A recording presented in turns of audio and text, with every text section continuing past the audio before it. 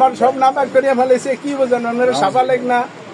তার মানে ইসকন শুধু ধর্ষক না, বলাৎকারী। কোনো ব্যক্তির নাম, দলের নাম, মার্কার নাম, রাজনৈতিক ব্যক্তির নাম, ধর্মের নাম কিছুই আমি জানি না। তবে যারা কথা বলছে এদের কাউকে বাংলাদেশি মনে হয় নাই। হিন্দু, খ্রিস্টান, বৌদ্ধ, মুসলমান, বাংলাদেশি কোনো নাগরিক মনে হয় নাই। আর কি জানতে চান? তারপরে আমার কি কি করছে, কি কি দিয়া মারছে, কেমন করছে, উলঙ্গ করছে, আরো কী তুই পাশবিক অত্যাচার করছে, এগুলি বহুবার আপনারা মিডিয়াতে ঘাটলেই জানতে। এখান থেকে হাঁটতে গেছি, সেখান থেকে ওই অ্যাম্বুলেন্সে উঠাইছে, সেখান থেকে সারাদিন চালাইছে। এরপরে পরদিন সকাল 7টার সময়, গতকালকে সকাল 7টার সময় আমার জ্ঞান ফেরার পরে আলিম ওলামা ভাষা দিকে জিজ্ঞাসা করতেছি যে এটা কোন জায়গা, আপনি জানেন? আমি বলি না, এটা পঞ্চগড় হসপিটাল।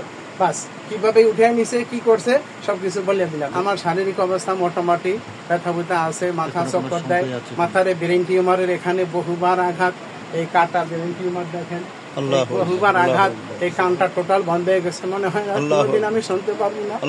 আর এই মাথাটা প্রচন্ড রকম ঘুরায়, মাথা মুখা সব কিছু, কানটা আমার শেষ, আমার মানসিক ভাবে, শারীরিক ভাবে সব শেষ। আমার এই অবস্থা, আমার দাড়ি কাটতে ফেলেছে। এইগুলি বলতে গেলে আমার উল্লঙ্ঘ করি, আর পরে যাওয়ার কাজ করছে, আমার পায়জামা টাজামা খুলে নিয়ে গেছে, আবার সব না পাক। আমি পরবর্তীতে হসপিটালে এগুলি ধুইছি দিয়েছি। এগুলি আর কি বিস্তারিত কি শুনতেছেন? মুখে বলার কথা বলা যায়? আমরা কি খুঁটে খুঁটে জিজ্ঞাসা। গুম, হত্যা, ধর্ষণ ইসকনের দর্শন, এটাই এক কথা ইসকন। আর নতুন করে বালাৎকার যুক্ত হইলো। আমাদের এই হুজুরকে বালাৎকার হচ্ছে, এই মাত্র জানলাম আমি।